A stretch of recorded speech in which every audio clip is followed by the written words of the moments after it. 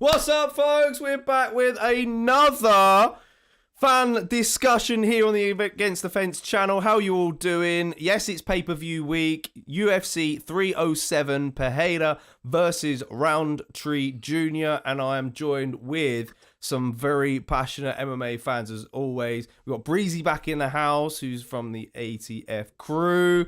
And of course, launching podcast left, right, and center. I've also got Jax, which is directly down here, aka MMA. Making the Walk MMA. Wrong one, wrong channel. Making the Walk MMA. And then down here, this is a fun bit, we've got MMA Anomaly, aka Olin, in the house. Look at, he's just moved in, pumped as always. How's it all going, gents? Good to see you all again. Good to see you as well. Good stuff. So, I've just given you a bit of a run through of how the show is going to work. First of all, I think the main topic, yes, George Merry, I see you in the house. Main topic then for this event coming up is kind of, do you think Pereira was when this fight was announced, what was your first reactions? Because it's a bit of an odd fight, right? For Pereira to take. We all kind of felt that Ankalaev was next in line. But what was your first initial reactions? I'll go to MMA Anomaly first for this. So, I mean, for me, like you said, it's kind of a mixed match. It made a lot more sense for, a few other people to be selected ahead of Khalil Roundtree Jr. But I digress. When it comes to us fight fans, I think we kind of won here.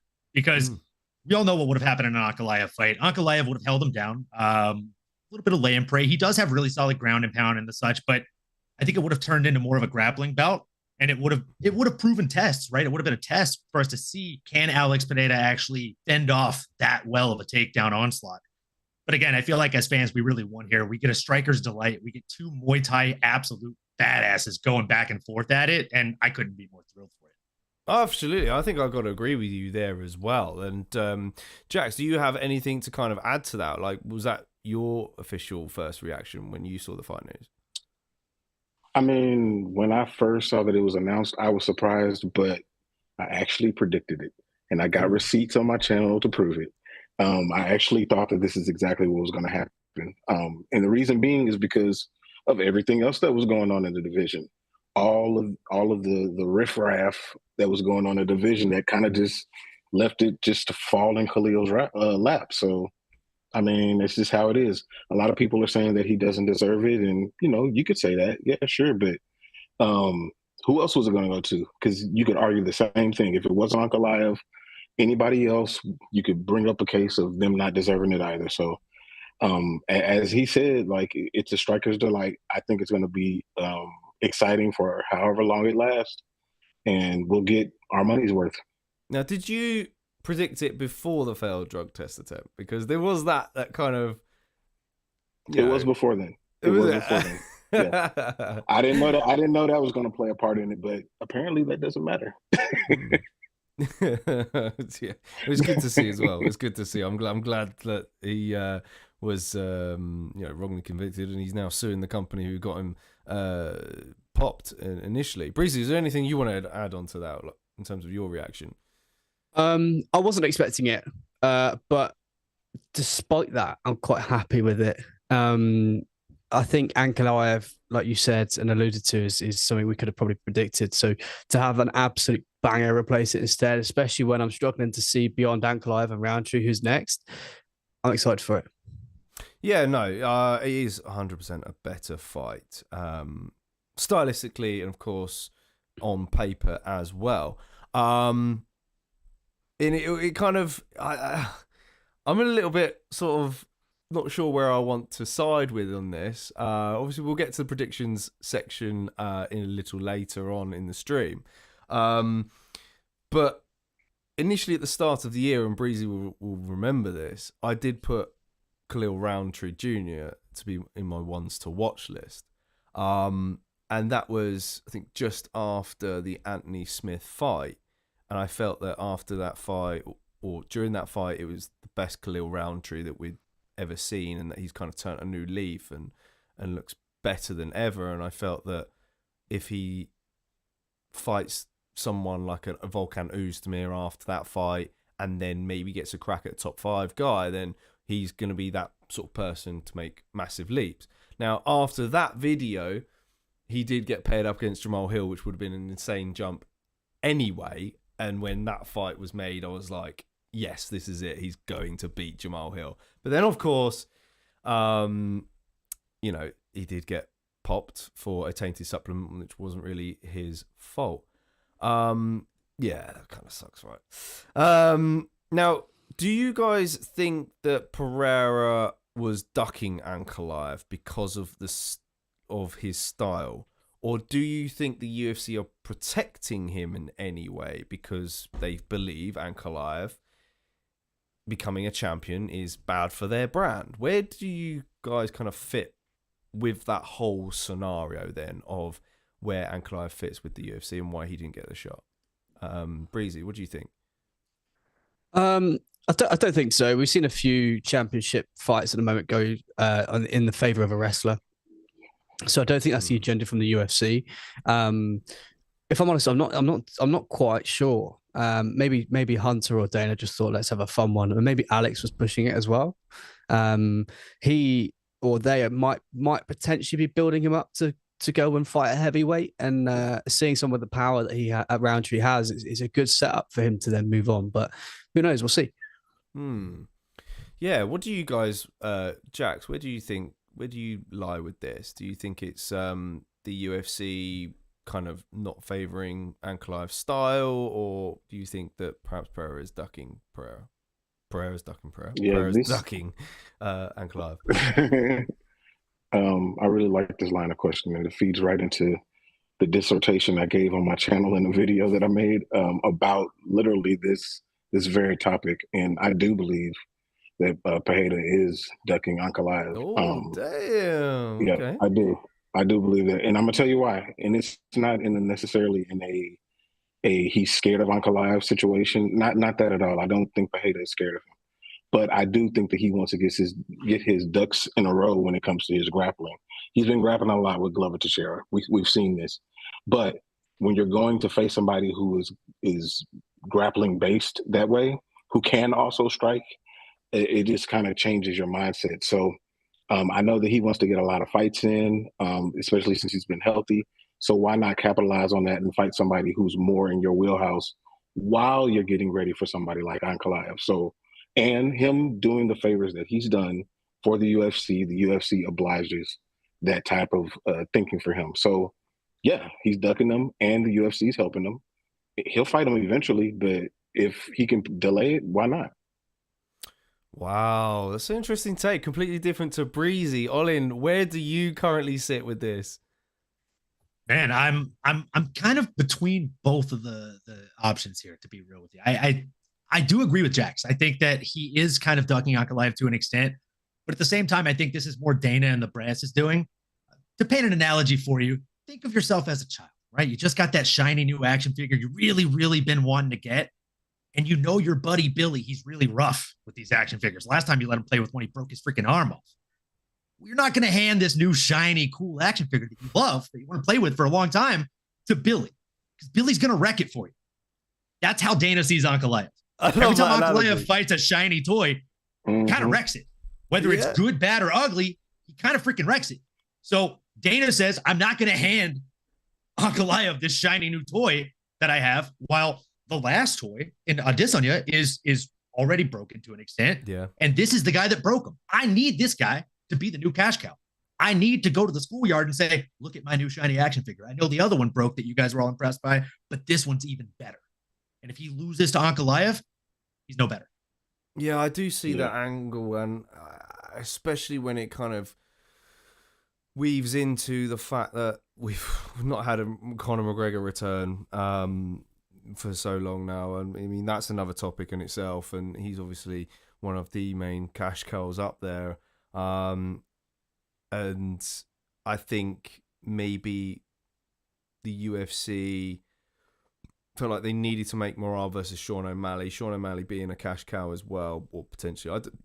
whether or not he is or not is, I guess, another topic as well. Some fans believe that he isn't. Some fans believe he is. But the UFC probably felt that fight was going to be a difficult one for Sean anyway. George Murray's in the house, who says, evening Breezy and other ATF crew dem. Me, Cy and Wales all said it doesn't make sense. The UFC doesn't want all the champs being decision kings already. Got 3, don't need entire men's roster full of them. And yeah, I kind of got to agree with George there as well. I do think the UFC are keeping their cards close to their chests a little bit. Siding on then from this, we'll look at Pereira and himself then, because this weekend he will make his 3rd title defense. He will tie Daniel Cormier and John Jones's 2nd reign for title defenses if he is successful. If he captures a 4th defense, is he higher up in the GOAT conversation than DC? But on the other hand, DC did defend the heavyweight belt once. So where do you guys land with that? Olin, I'm going to start with you. Do you think that Pereira would be higher up in the GOAT discussion than DC, should he win? I might not be the best person to ask about this just because I've met DC. I got to train with him a couple times at American Kickboxing Academy. So there's a handful of bias there. I also grew up in Louisiana. So shout out Lafayette, still got family out there. I mean, there's no chance. There's no chance until he goes up. I mean, like, even before the title defense, even before capturing the belt, Daniel Cormier was seemingly untouchable at heavyweight. Yeah. Like, he was making these guys look slow and sloppy in there. To quote Conor McGregor, he made it seem like they were stuck in the mud. And then he goes down to light heavyweight where the guys are like twice as fast and twice as deadly, in my opinion, twice as skilled because they don't have that heavy power to rely on at 265 pounds. And I mean, he made a mockery of most of those guys too. So, I mean, Alex Pereira is a force. I wouldn't want to take a left hook from the guy, but at the same time, to compare him and Daniel Cormier's run, it's apples to oranges, man. Yeah, I mean, I thought I'd throw it out there because I thought it was kind of like a bit of a different angle that maybe perhaps people hadn't really thought about, really. And, you know, I was looking through the title defenses and thought, oh, you know, he's not quite there in terms of being one of the division's most decorated champions. But the fact that, you know, time with DC is still pretty good accomplishment in itself. What about you, Jax? What do you think about that? Do you kind of agree with what Olin's saying there? I mean, Alex Pereira has done a lot in the time that he's been in the UFC. He's done more than anybody probably in a short time frame in the UFC. But that being said, he's nowhere near Daniel Cormier. No. Daniel Cormier, I mean, I even go back to what he did in Strikeforce. Like, dude is he's in my top 10 for sure. Alex Pereira he's not close to my top 10, despite getting belts in multiple divisions. Because I feel like the belts in multiple divisions they've followed a storyline. I won't say they've been gifted to him because he's had to win those fights, but the opportunities have come a little bit easier than others. I'll say that much. So, no, absolutely not. But it is impressive what he's done. I'll give him that. Yeah, I always kind of agree with the term "you're not a champion until you defend your belt," and I think that Pereira not defending the middleweight belt may have a bit of, you know, bit of a strike against him in that discussion. Breezy, are you going to side with these two gentlemen with that opinion, or where's your thoughts on it? I'm going to annoy you slightly, and I'm going to play this one super on the fence, okay? Ooh. I don't think, when we look at this whole pound for pound list, I don't think you can compare a lightweight to a heavyweight. I just don't think, with the way that they fight and the risks that they face, that you can compare the two. Now, Alex is coming in at middleweight and he's working his way up. And I don't think realistically at this moment in time that you can compare what he's doing to what Daniel Cormier did. Now, hold that thought for a minute. If he then continues his trajectory and he keeps his activity like he has done, and he moves through the light heavyweight division into the heavyweight division and continues to do it there, I think then you can have the argument. But until that happens, I just don't think you can quite compare the two. Yeah, I got to agree with that. In a lot of ways there. Yeah, no, I like that. Just to kind of lay out some of the facts then for this division, I believe the person with the second most defenses at light heavyweight was Tito Ortiz. This is just going off my head. I think with 5. And then you also had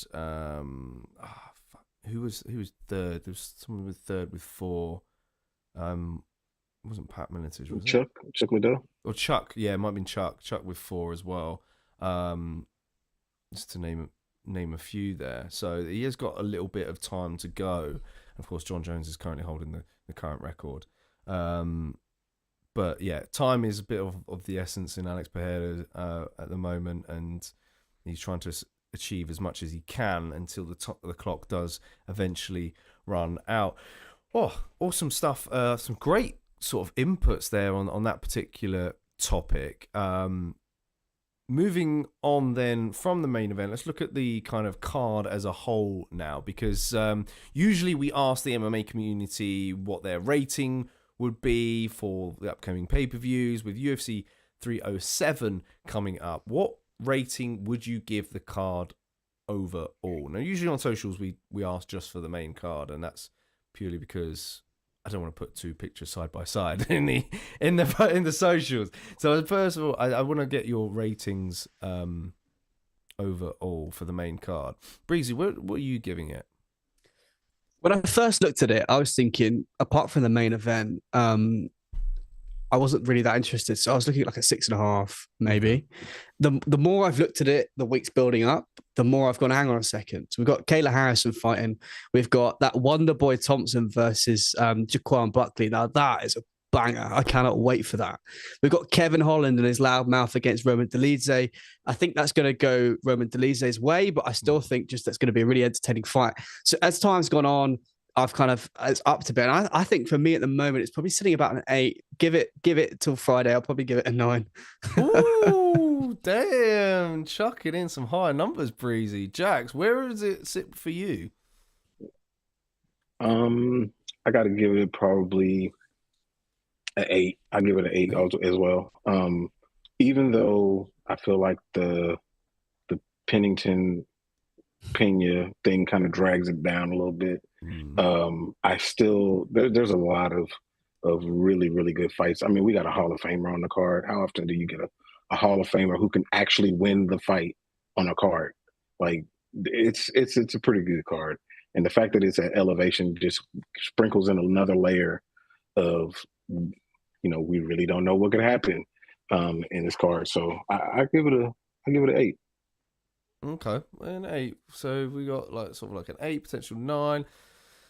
Olin, let me hear it. I'm in the same boat as these guys, man. I'm wholeheartedly with Breezy here. When I first saw the card, I was like, oh, cool. The main event's pretty fun.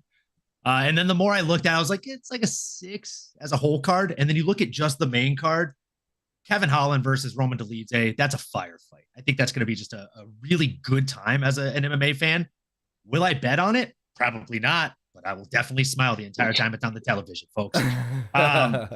Ketlin Vieira versus Kayla Harrison, I think, is one of those fights where, again, will I maybe get up and grab a beer after the first round? Probably. But it's still a fight that I'm going to go back and possibly rewatch because it's going to answer a lot of questions for us for Kayla Harrison. We've seen her make the weight once. We've seen her do really well. It was almost like a shock and awe factor, right? Like the first time you see a bottle rocket, really exciting. Is it exciting the second time?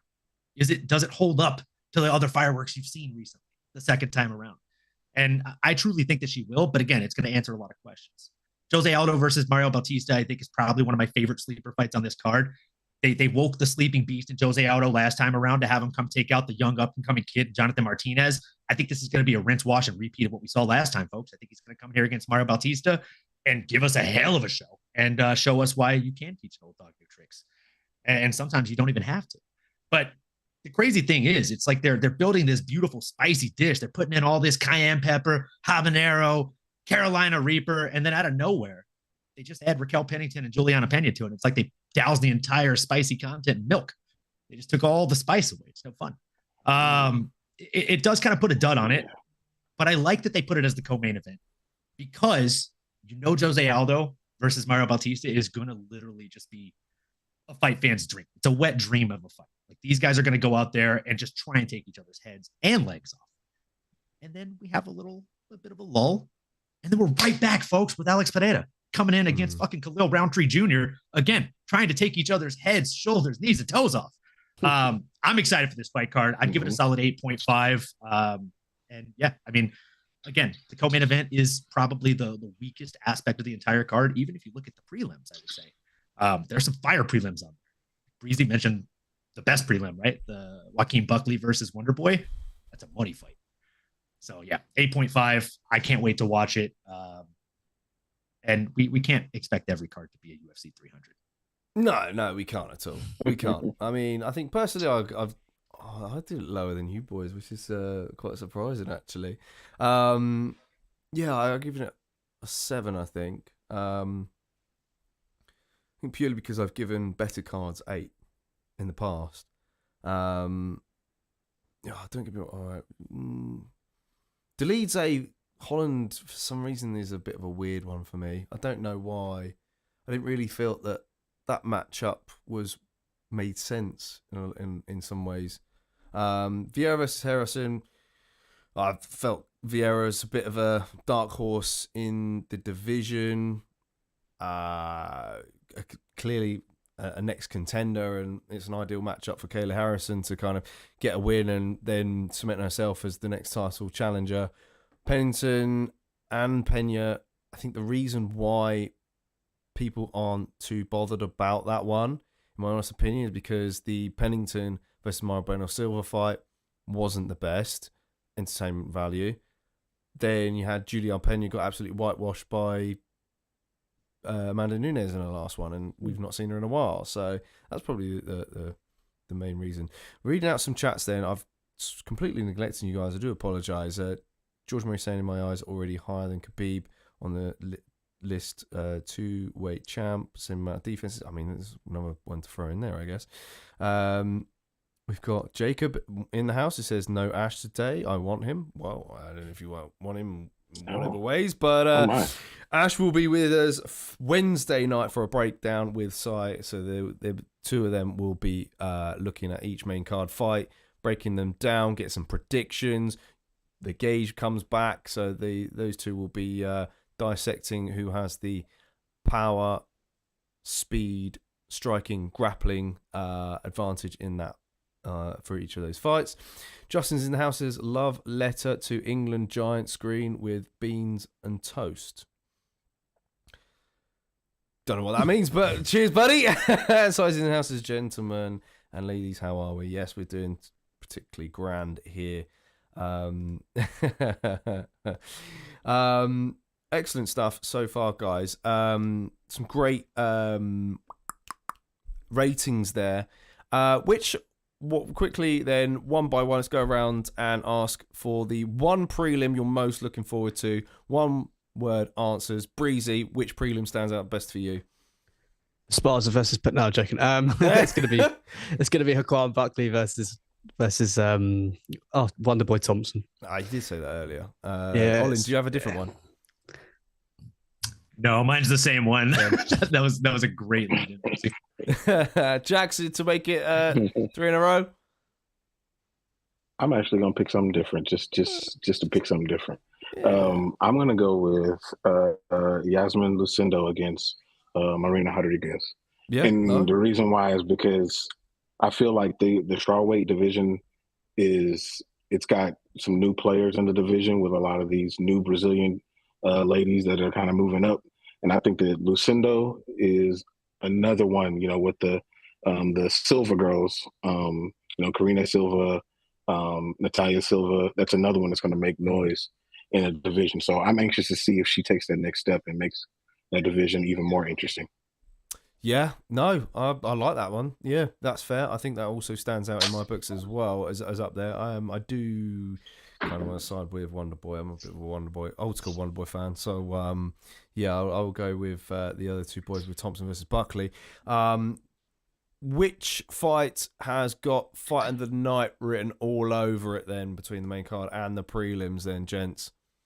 Jax, what do you reckon? I mean, so now I get to choose first. So I'm going Wonder Boy versus. Wow.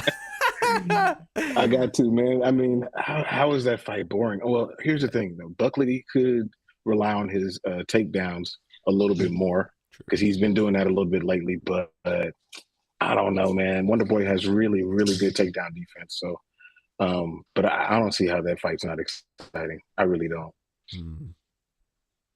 Yeah, all in. Have you got a different answer, or are you siding with Jax on that one? I do have a different answer. I think Jose Aldo versus Maria Bautista is probably going to be the show stealer. I think because this fight card is so stacked, there's a lot of fights to look at, and this one is just kind of flying under the radar a little bit more than I thought it would be. Agreed. Breezy.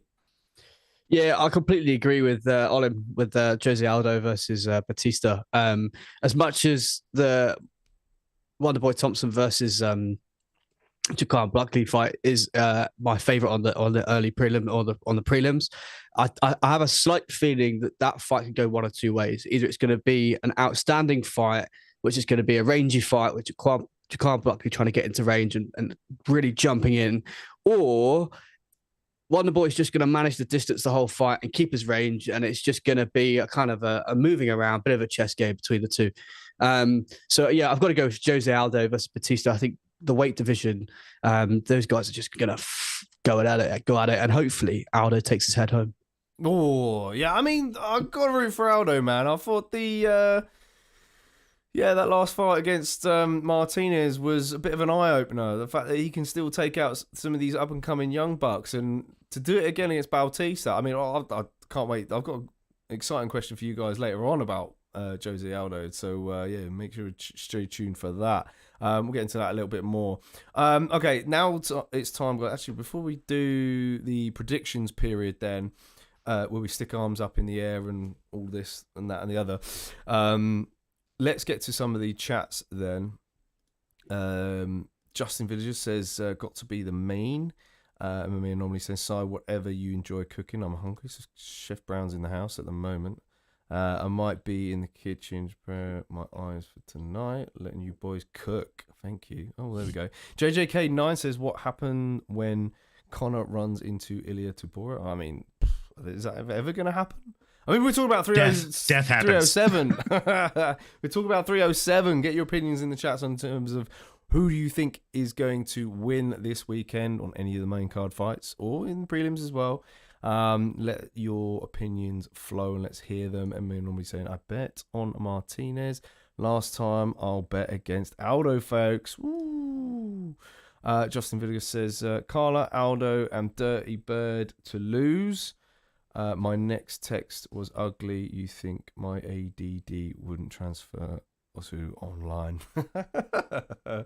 Oh, we got some funny folks in the chats tonight, guys. Smash like on the video if you've not done so already. Let's get into a predictions period then. Let's find out who these gents are going with. Is it going to be Alex Pereira or is it going to be Khalil Roundtree in the main event? Now, usually we put right arms up for the red corner and the left arms up for blue corner, but some of these guys' cameras are flipped, so we're not going to tell who they want, who they're going for. So for this particular show, we're going to do thumbs up for Alex Pereira.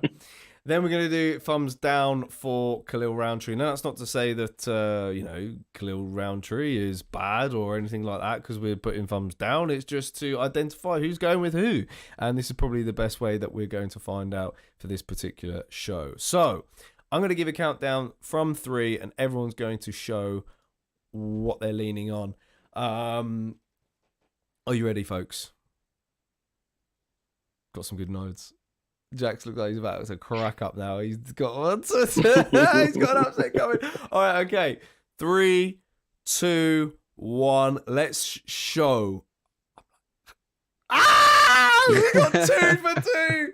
Oh, I honestly want to sit in the middle with this. Going back to what I was saying earlier about my ones to watch with Khalil Roundtree, and there is part of me that thinks there could be an upset on the horizon because it's almost like a Rocky story. The fact that Khalil Roundtree wasn't necessarily meant to get the title shot, and usually those kind of guys don't get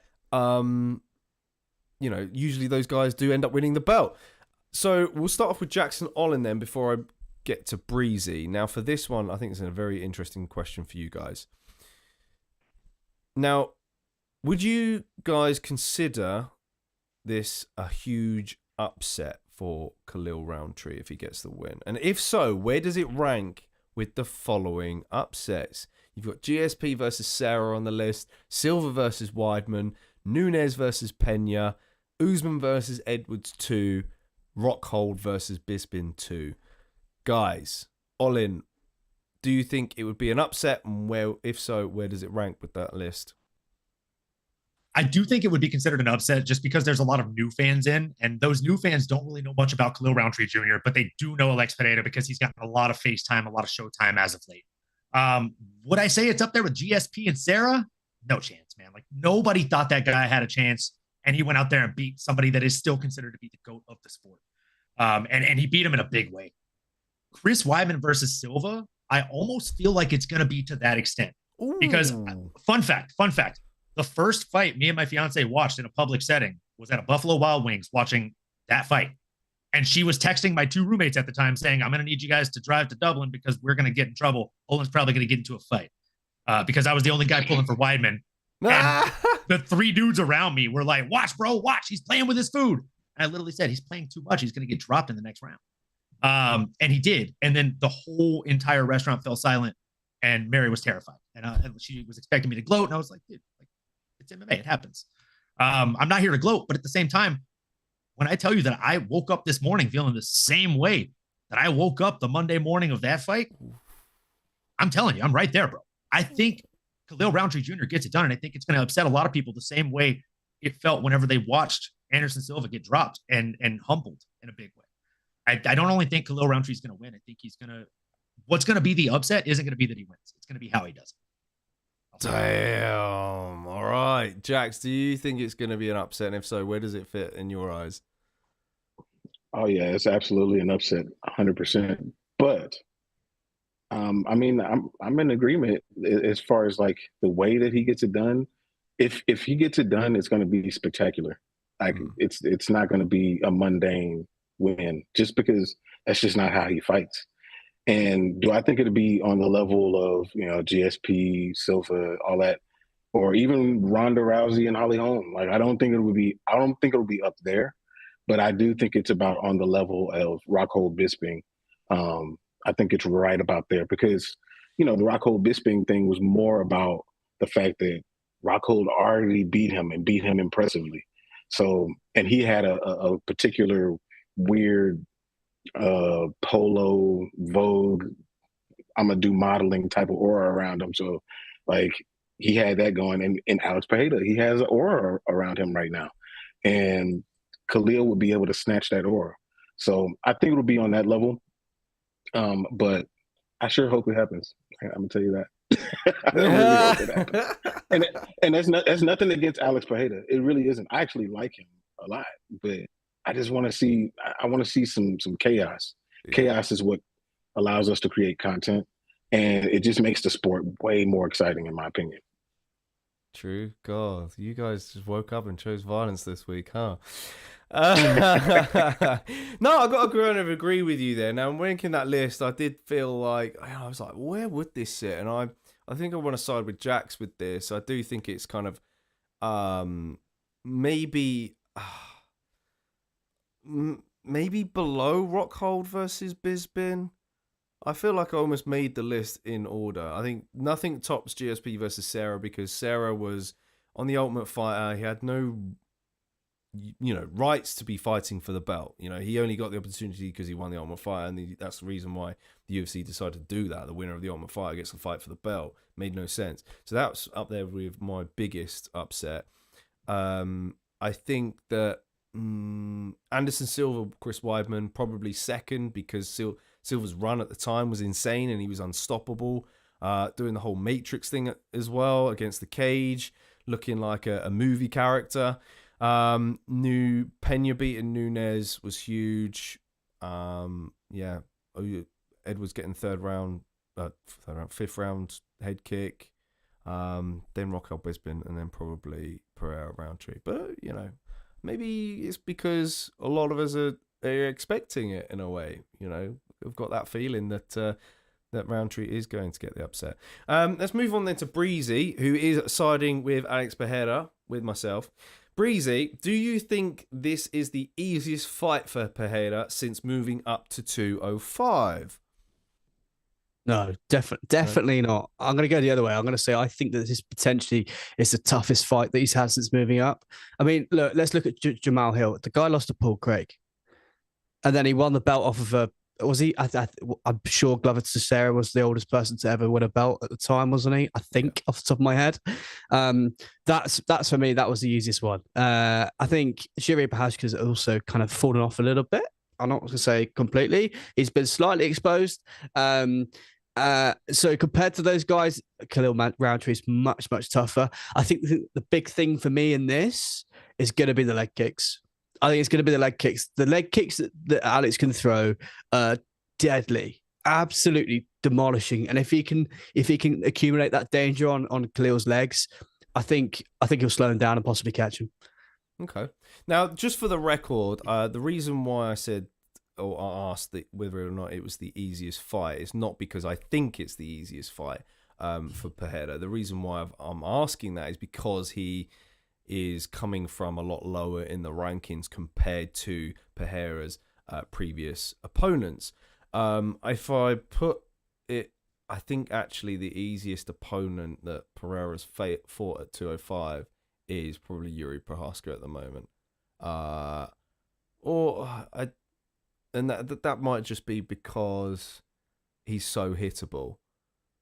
And of course I guess he has beat him twice, but then I think it would be Jamal Hill for me, because Jamal Hill's got some slick hands, and I guess we didn't get to see too much of that.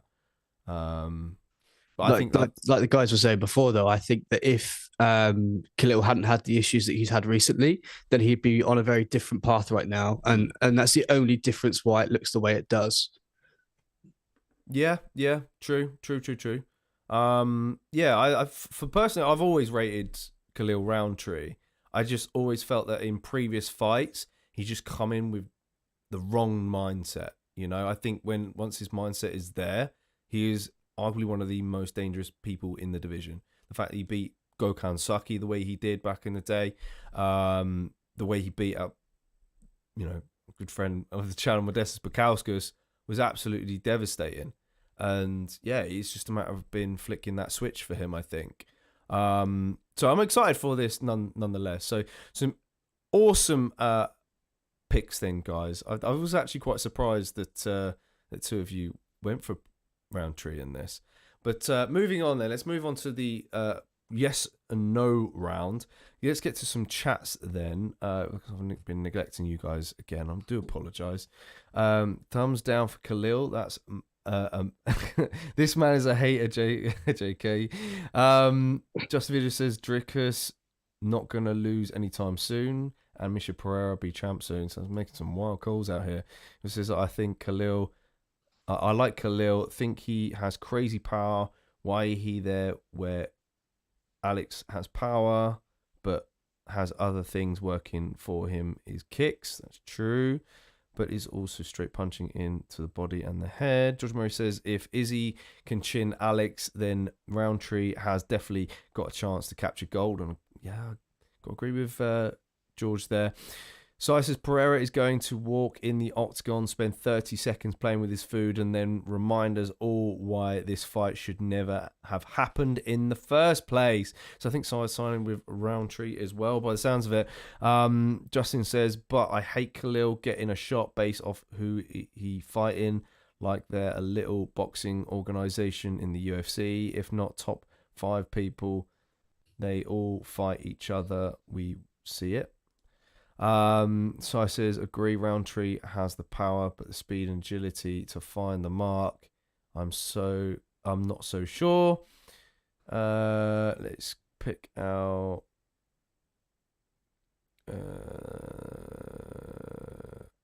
great show, guys. Good luck on everyone's bets. Justin, thank you, Justin. Smash like on video if you've not done so already, and of course hit that notifications bell and join us this weekend for the live watch along and the breakdown show, which is coming this Wednesday night. Let's move on to the yes or no round then. What we'll do is thumbs up for yes, thumbs down for no. Simple and easy. First one, if Pereira picks up the win, will he fight Ankalaev next? Yes or no, folks? Well, we've got Breezy's on the fence. Jax actually thinks yes. Now, Jax, do you think that's purely because he's got the UFC have no choice but to make that fight? Yeah, pretty much. Yeah. There's no other way to go. I mean, who you gonna throw in there? Jan Blachowicz, he ain't got no shoulders no more. Yeah. You can't throw in Jamal Hill. He already knocked him out. Like, I mean, what you want Anthony Smith? What do you want to do? Like, it's got to be Ankalaev. Yeah. You kind of don't have a choice unless you want to pull Izzy out and say, okay, Izzy, let's give you another title shot. Like, I mean, this is what I've been saying, man. Make sense. This is what I was saying. You know, I think after the Dricus loss, I said I think Izzy's best route back to a title would be to fight Yuri Prohaska at light heavyweight, even though there was talks of Yuri Prohaska moving down to middleweight. Fight Yuri Prohaska at light heavyweight, beat him, bam, the UFC going to make you a title shot. No, that's true. I mean, that's a path. That's definitely a path if he wants to do it. Yeah, I think so. And they would be happy to do it. Oh, for sure. Olin, what do you think? I think thumbs down, man. I don't think it's going to happen. At the end of the day, this is still the shiniest toy Dana's got at the moment, and I don't think he wants to break it. I would be more surprised if Dana White scheduled a fight with Alex Pereira versus Ankalaev than I would if Carlos Olberg went out there and got a stunning win and they gave him a fucking chance. If I'm being honest with you, like, dude looks good. I wouldn't want to leave my woman alone in a room with him. I tell her to close her eyes when he's walking out to the cage. Like, he's got that appeal, bro. Like, I'm not lying. You know, it's true. As a heterosexual male, dude looks good, bro. And he looks even better when he's mixing the martial arts. So I do think, as goofy as it sounds, and, you know, I mean, maybe they do give some other less deserving people a chance, you know, maybe they give Smith the chance to do it for his family. But again, like, I truly think that they're going to protect him as long as they possibly can. And I'll go even further to say, I don't think Ankalaev ever gets a title shot against him, Alex Pereira, unless it's literally a Chad Mendez situation where he's a backup and he fills in on a 2 or 3 days notice to get that fight. That's the only chance he has, in my opinion.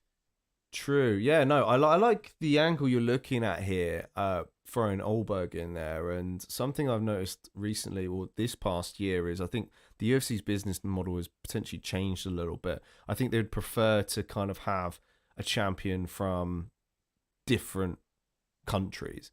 And, you know, with Volk no longer being an Australian champion, it's a spot to fill. From that, it's a spot to fill. From that neck of the woods, anyways, it's a continent they need to fill, and I think they would rather give Olberg the shot in order to get that. We've currently got a Russian champion. We don't want another Russian champion, and I think that's kind of where they're sitting with here. Breezy, is there anything you want to add to that? Yeah, I was thinking slightly differently. I was thinking that I just can't quite see what would happen next. Just more in terms of the fact that if John Jones and Stipe then go and retire, and we've had this conversation kind of coming up quite a lot over the past, say, 6 to 8 months, about the potential of him moving up to fight Tom Aspinall. I think that if he wins this fight, he's had a few fights at light heavyweight, unlike some other fighters where they win the belt and straight away they want to move up. He's kind of defended it for a bit. He's come in, he's won the belt. I think he could now then make that step. I think he's at that point now. The other one looking downwards is that Dricius Du Plessis.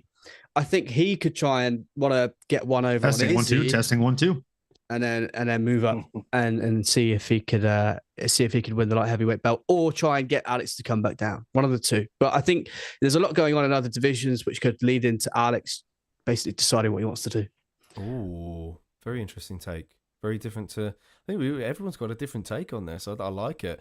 Okay, let's move on then to talk about if Roundtree wins for a sec. Let's think about this now. Of course, two guys are siding with Roundtree on this, but do you think the UFC will grant Pereira an immediate rematch should Roundtree get the job done? Yes or no?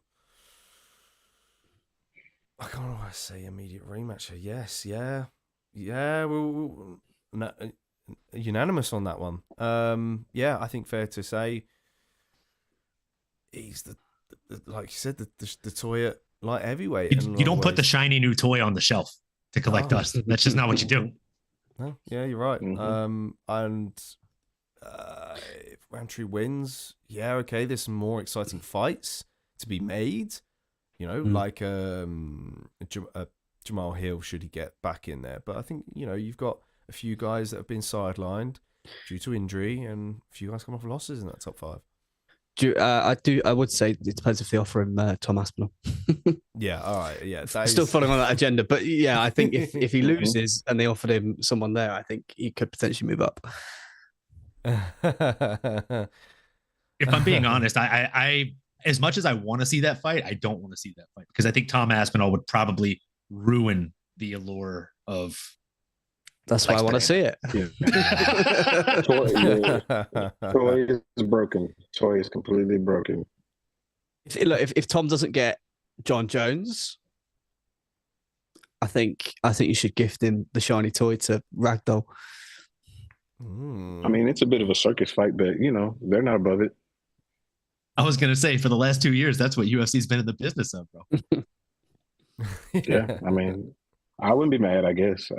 But I would really, really want Tom to straighten that whole situation out. Yeah, it's been a bit of a long time coming. Yeah, that's another thing. Justin says he can beat Alex, easy money for Drickus, so he's on with Drickus on that. George saying we are talking about it like Rakic has already lost. What if Rakic beats him? Do you give him the next title shot? Ooh, who's Rakic got? Can someone remind me? That. He's fighting Ankalaev. Oh yes, of course. Yeah. Yeah, I forgot about that. I mean, yeah, I guess it's quite easy to rule out Rakic really because he's not won in his last 2. Rakic loses and then they give him the title shot anyway, so they protect the toy. Yeah, I mean, yeah, it could happen. Who knows? I mean, that's wilder things have happened, right? They're just going to say Ankalaev's injured. That's why they scheduled it that way. Oh, that's excellent. Okay. Moving on then. Let's talk about the women's bantamweight division for a second. Now, with Kayla Harrison serving as a backup for the co-main event, which I think came out yesterday, do you think either Raquel Pennington or Julia Pena will pull out of the fight this weekend? In the next few days, where are we standing with that? Yes or no? Sadly, no. As much as is it something that you would rather see happen though? Yeah, because then I won't fall asleep. Oh damn! Brings your friend shade. I'll just make a cup of tea. It would just fast forward. It would fast forward the inevitable. I mean, she's gonna beat either one of these. Whoever wins this, they're gonna lose to her next. So like, it'll just fast forward it. So I mean, if they want to do that, it's fine. Yeah, but I don't think either one of them want to fight her. Really, not really. No, they'd probably rather just sit out and rebook the fight. Let's be real. But right. If Juliana, can I ask y'all this? Can I ask y'all this real quick? If Juliana Pena wins, that'll make her a 2-time champion. Are y'all ready to hear her make the media rounds on being a 2-time champion? Oh, God. Yeah, you're right. She's going to milk it. And then not only that, she's going to get on the mic and be like, you know, Amanda Nunes, come out of retirement, you owe me a 3rd fight and all that. And you know that's coming. It's like, come on, man, just let that go. Like, you got beat badly in that 2nd fight. It doesn't warrant a rematch at all. I don't think I've had such a 180 on an individual fighter in my career, like in watching UFC. She went, like, I was so happy for her when she beat Nunes. I was like, honestly, it was amazing. I think everyone was like, whoa. And then like straight away, I was just like, please shut up. Like, it's, oh God, please stop. Oh, some fighters just really should not be given a microphone. They should just fight and earn fans that way and win, maybe post-training content. with music backdrops instead of audio of them speaking. Because I mean, I agree with Breezy. Like, I've never had such a big 180 in my life. Like, I remember watching her on Tough and being like, oh, I get behind this chick. She's really good. Like, she's got a great personality. She seems really like gung-ho, really strong, really mentally focused and fortified. And then as soon as she gets the biggest win in her career physically, she just fumbles the bag monumentally on the mic. And then continued to do so across the next several months and years. And I mean, I don't, to answer your question, Jax, I'm not ready, man. Like, I would rather drink a milkshake composed of glass shards than to hear her go on that media tour. I was trying to think of something god awful just to compare it to. I can't. It just sounds terrible. Pretty bad though. That's insane. Now, George Mary's got a really good chat. Who says Pena is the female Bilal. She is Thrush. Oh damn. She's worse. She's worse. Like, yeah, I could see it. Just. I've never been a fan, and I don't think I ever will be. No. As a person, I like her though. You know, as a person. We got two. She reminds me of Colby Covington when she speaks, but the difference is, like, she's not doing a bit. She believes everything she's saying. I truly think, and that makes it worse. Yeah, that's true. It's true. We got some two fans of MMA Anomaly in their house. Who says Tico Tech LLC MMA Anomaly is goated, and Jalen says MMA Anomaly spitting facts. Yes, what's up, Tico Tech? Welcome to the UFC's #1 fan channel where fan opinions matter most. Now let's move on then to talking about the next two. Got two more for you guys. This one's, does Jose Aldo deserve to fight higher competition with a win over Mario Bautista? I mean, look, easy. Oh, come on, Breezy, trying to get me there. I mean, yeah, without a doubt. I mean, if I bring up the rankings, I don't even know where Aldo is at the moment because they put him quite low. He's at 10. 10, right? Yeah. The disrespect. I know. Tell me about it, right? Yeah. Yeah, and then we've got. And he's actually fighting back. What was Martinez ranked when he beat Martinez? Wasn't Martinez higher than 10, or am I tripping? He was at least 10, right? Martinez was, no, he was like 14 or 15. Oh, okay. He was a little bit lower. But but the thing is like, if Jose Aldo beats Bautista, like, to me, that he's beating two up and coming primarily leg kickers who are going to destroy you from the ground up. If he beats those two people successively in a very short time frame, like, how can you not give him somebody in the top 10? Top 5, to be honest. I would actually, that's the person that you fast track. A person who's a legend, take advantage of his legendary status, book him in a fight that's going to get him close to a title, one fight away from a title, beat whoever that person is. I have him fighting for a title after that. Oh, damn. And you give him Davison Figueiredo, and then the winner of that fights for the title. Yeah. That like Davison Figueiredo or a Corey Sandhagen, I think would be just fucking awesome. Oh my God. Yeah.